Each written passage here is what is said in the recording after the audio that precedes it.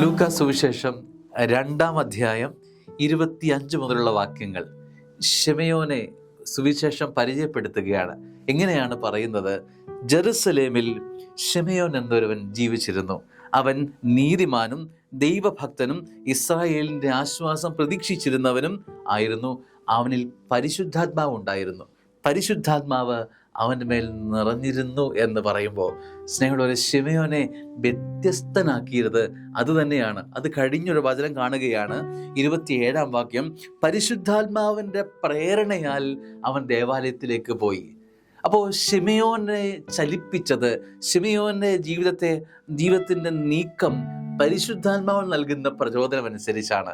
സ്നേഹമുള്ളവരെ, അപ്പോൾ കാണുന്നതനുസരിച്ച്, നിലാവനുസരിച്ച്, അവർ പറഞ്ഞു എന്നതിനനുസരിച്ചൊക്കെ ജീവിതത്തെ നയിക്കുന്നവർ നമ്മുടെ ജീവിതത്തെ ഒന്ന് തിരിച്ചറിയണം.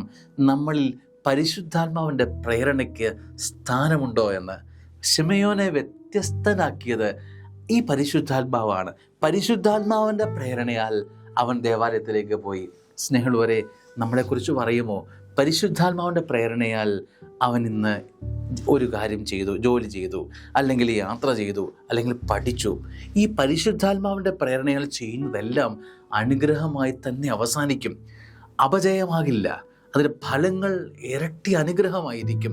വിശ്വസിക്കാനാവാത്ത അനുഗ്രഹം, നന്മ നമുക്ക് അതിൽ സന്തോഷം അതിലൂടെ ലഭ്യമാകുമെന്നതാണ് അതിൻ്റെ പ്രത്യേകത.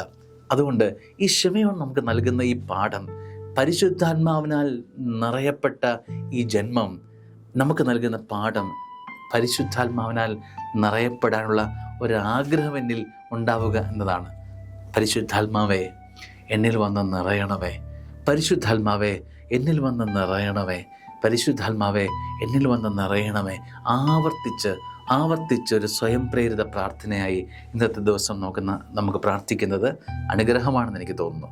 അനുഗ്രഹമാവട്ടെ. ആമേൻ.